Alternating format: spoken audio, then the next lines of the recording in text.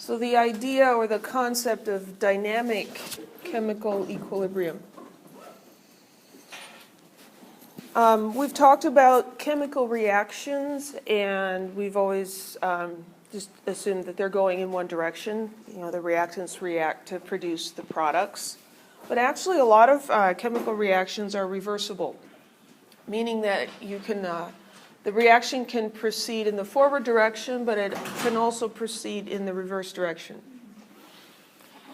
And we were talking about equilibrium. So that's sort of like we use it in everyday language, sort of a balance between reactants and products.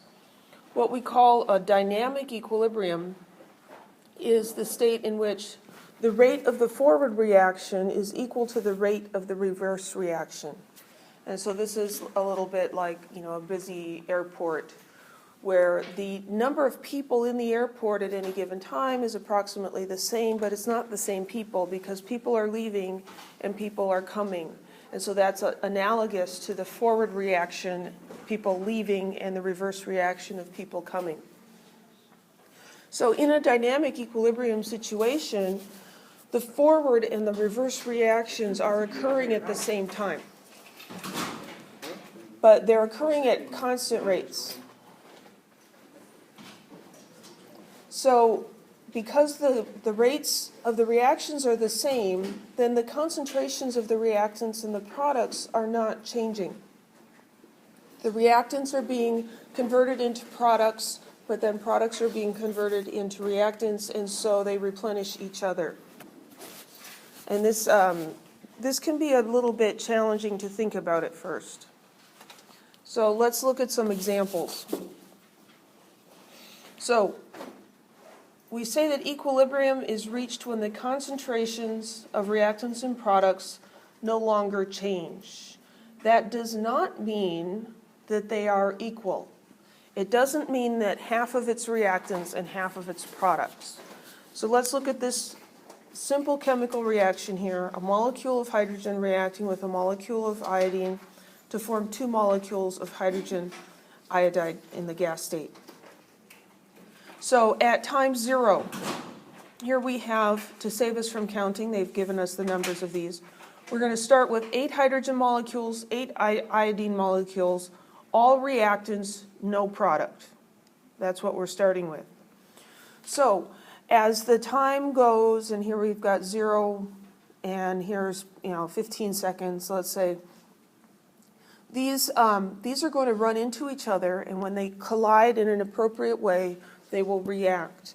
And so we can see that at 15 seconds now, we've made 4 product molecules. So the amount of reactant is going down, and the amount of product, I'm having trouble with my pointer, the amount of product is going up. As time continues, the amount of product increases some more, the amount of reactant decreases. Well, as this forward reaction is occurring, the reverse reaction is also occurring. And as you make more of the product, there's more product present. And how does the rate of a reaction change when the concentration increases? Does the reaction happen faster or slower? Faster.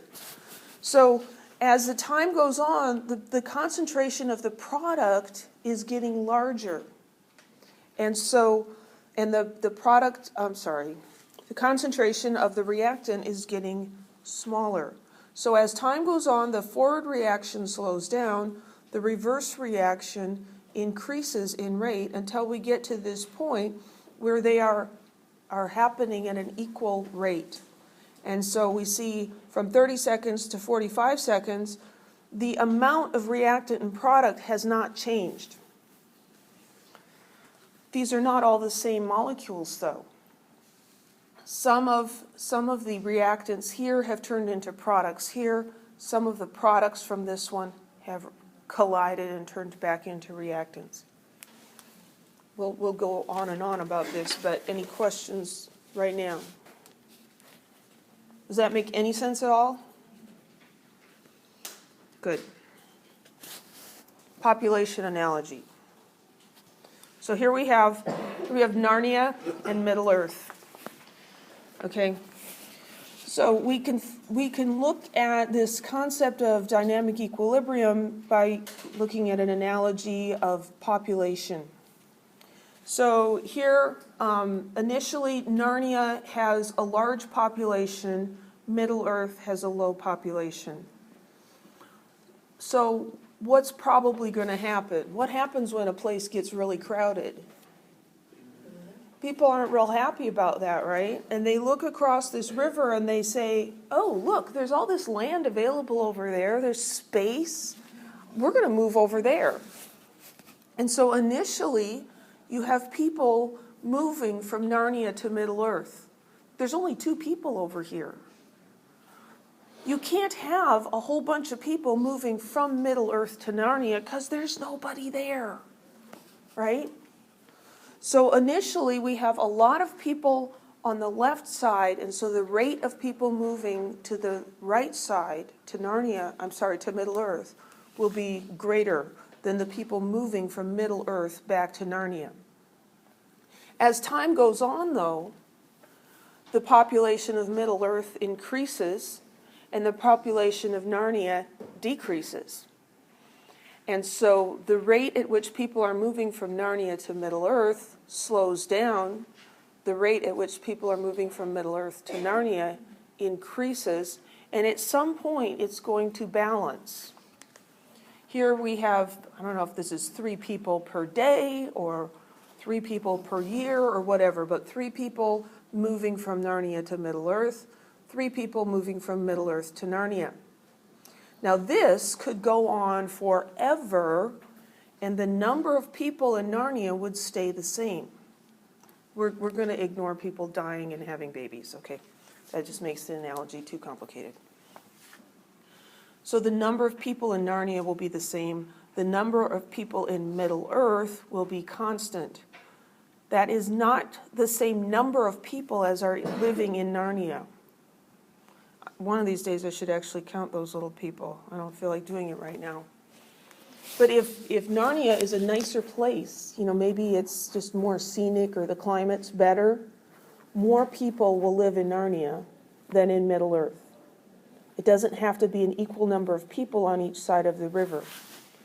But if the rates at which people are moving from one country to the other are the same, even though the actual people are changing, the number of people stays the same. Does that make sense? And so we get this dynamic equilibrium.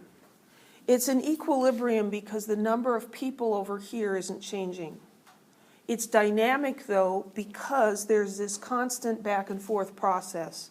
There are things happening. It's dynamic. It's not static. Static would be the people in Narnia staying there and the people in Middle-earth staying there and nobody goes across. Maybe they built a big wall or something or blew up the bridge. I don't know. Any questions? I bet you didn't know that Narnia and Middle-earth were just across the river from each other. Oh, yeah. Play animation. I really need to fix this because I don't remember what animation it was, so sorry about that.